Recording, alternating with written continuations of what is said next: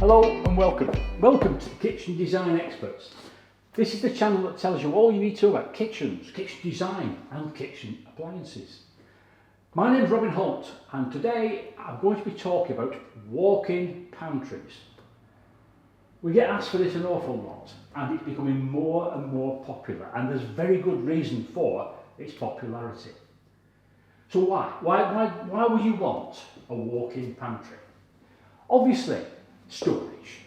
It's not necessarily giving you extra storage, but at least it's maintaining storage. What do I mean by that? Well, in a pantry, a walk-in pantry, it's ideal for foodstuffs that need to be kept a little bit cooler than the kitchen atmosphere, dried food goods, those extra pots and pans that you don't use that often, and even the appliances, the bread maker that you thought was a wonderful idea but you now only use once every blue moon. Somewhere to store the things that perhaps you don't use that often. And one of the main advantages of that is it allows you to be a little bit more adventurous, decorative with your kitchen design. If you imagine these living kitchens that we do an awful lot, where you've got a seating area, you've got a dining table and you've got your kitchen. You don't want your kitchen to look too much like a kitchen. Ideally, you want to introduce more decorative elements within it. I mean, if you look behind me, that's open shelf unit that we've got lit there. That's a decorative element. It makes the kitchen look a little bit softer. But the problem is, every time you introduce a decorative feature in a kitchen, you're losing cupboard space. Enter the walk-in pantry. I mean, my son Josh, who designs with me, you've seen him on earlier videos, we have constant arguments because he's very much into the decorative elements in kitchens. And I often say to him, where's the client going to put the cornflakes? And we go backwards and forwards with this, but he introduces a lot of these walk-in pantries. And listening to the feedback he gets from his clients, they work tremendously well. So, how do you incorporate a walk-in pantry into your kitchen? Obviously, there's quite a few kitchens where it's just not possible. But there's quite a few kitchens where you might think it's not possible, and it actually is. You may be lucky enough to live in one of the older houses where they actually do have an adjacent room that is a walk-in pantry. And all you need to have that done is kitted out with some shelves, make it a little bit more functional and fantastic. You've got an existing walk-in pantry, you need go no further.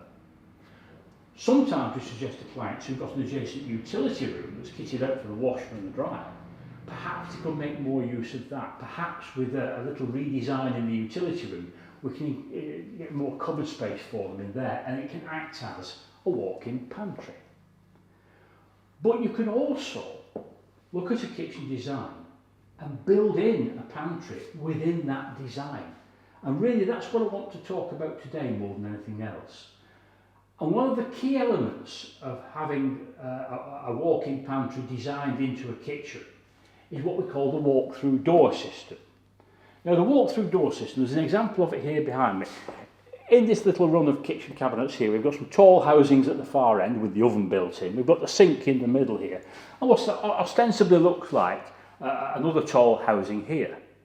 But in actual fact, it's not a tall housing. It runs in line with everything else, but in actual fact, what it is a walk-through door.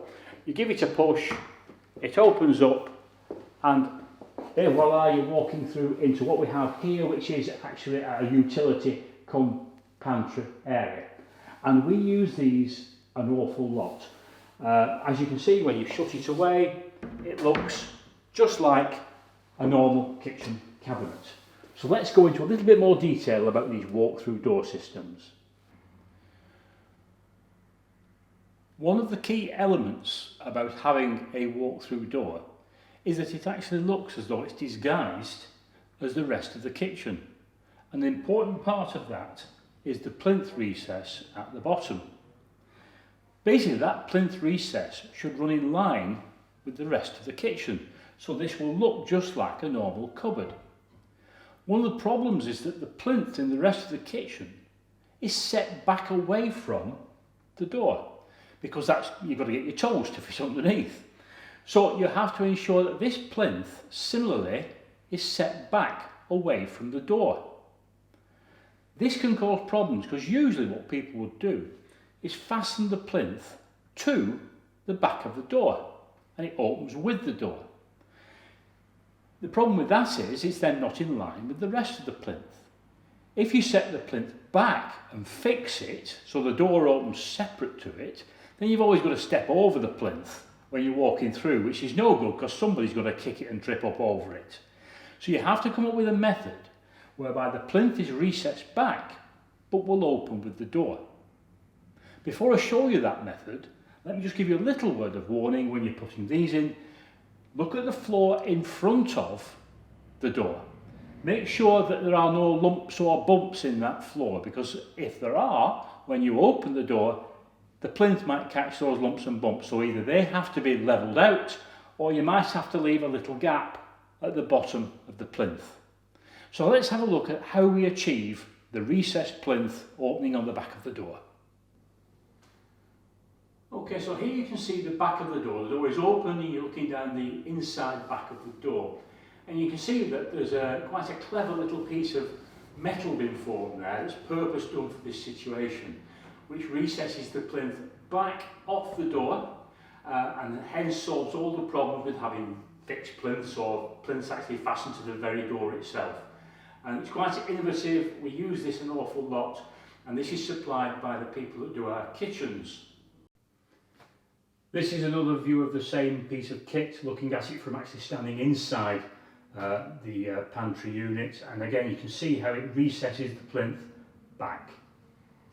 The other important element about the walk-through door is actually the width of it. Now obviously it needs to be rather wider than a standard sized door because you've got to walk through it. This particular door here is 80 centimetres wide.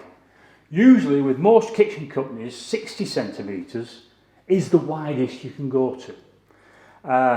When you do a door at 80 centimetres wide, one of the possible restrictions would be that to do a frame door like a shaker door, it's going to twist. So most of the walk-through doors that we do are the flat laminated doors, the more contemporary styles. However, if you wanted to have, let's say, a shaker style kitchen, then you can still achieve the same thing. You can still achieve an 800mm, 80 centimetre wide space, but you use two doors, two 40 centimetre doors. In this particular display, as it's a contemporary display, we've used the 80 centimetre wide door. So then, that's all well and good. You've now learnt all about the walk-through door system. But how do we put it into practice? We've got a couple of projects on the go at the moment. They haven't come to fruition, so we can't actually show you the end product. We can certainly show you the planning stage and how we incorporate these walk-through doors into our designs. So this is a plan that we have on the go at the moment. As you can see, yes, I know it's a very big room. This is a typical example though of one of those living kitchens where we've got a kitchen, we've got a sitting area, and we've also got a little bar area for eating. Now this particular kitchen was quite a large L shape to begin with, but we've suggested building this wall here and this wall here with a little opening there to create a walk-in pantry into the design. By extending this wall here, it also allows us to continue a longer run of kitchen cabinets. In front of the little opening we created, we have put one of our walk-through doors at this location. Let's have a look at the CAD drawings that we've done for this job. And I think you'll be able to see exactly what it is we've done and why we've tried to achieve it. Now if you see here, this is the same kitchen we were just looking at the plan of. If you see here, on the bottom wall where the window is, normally we would have put wall cupboards each side of that window to give you extra storage space. But this is a perfect example of trying to introduce a more decorative element into a living kitchen. And on that wall we've simply clad it in a laminate wood grain material, and we've used the accessory rails, which we mentioned in a previous video about splashbacks. We've used accessory rails to add spice racks, pot holders, vases, whatever, and that really makes that bottom wall look much more decorative. But yes, we've lost the storage space. Hence, that's why we wanted to introduce a walk-in pantry. Now, if you look at the run down that back wall there where the ovens are and the sink is on the back wall there, This door here is the walk-in pantry door. It blends in beautifully with the rest of the run. It balances all the other tall housings, and yet it's not a cupboard at all. That's your actual walk-in door that leads through into a separate pantry room. We have done a CAD drawing of that pantry room, which is this one here. Now, in this particular one, we've not done all shelves. We've done a lower worktop area because the clients wanted somewhere to put their worktop mounted appliances that they don't use that often. They might even use them in there. That's entirely up to them. But what you've got in here is a mixture of cupboard space, drawer space. You can see the timbered frontages there of pull-out veg racks. We did propose some wine in there, but the client's got a separate room for the wine, so we've taken that out as it happens. But you can get a good idea there of the amount of extra storage that we've achieved, floor to ceiling. And that's what you can do with pantry units. They don't have to be the tidiest of rooms. You don't have to have doors on them. They can be all open shelf units. But with flexible shelf systems that you've got adjustable heights with, the amount of foodstuffs, dried food goods, pots, pans, extra crockery, it just is a wonderful, wonderful thing to try to introduce into your design. Now, this is another kitchen we have on the go at the moment. We didn't build in a walk-in pantry into this design because at the bottom left here, you'll see a door. And that door actually was going through into a utility room. But the clients have now moved the utility room into the garage as it happens, and the existing utility room we're converting into a walk-in pantry, fully shelved, very similar to the one we've just shown you.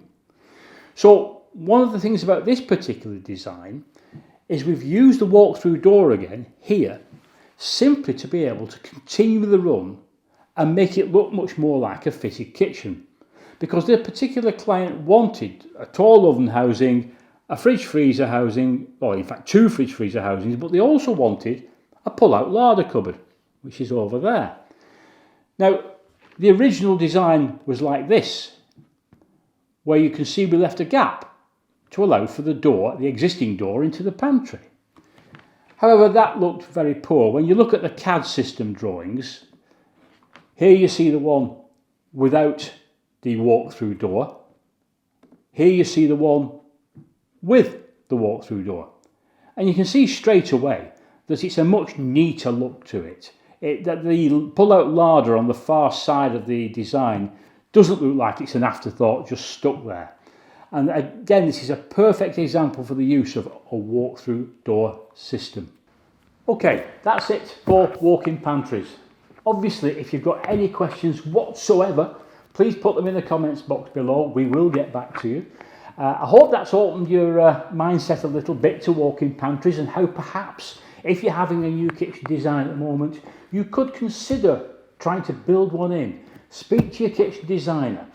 Most of them are aware of walk-in pantries. Not all of them have access to this sort of door system, but there are other ways of incorporating them.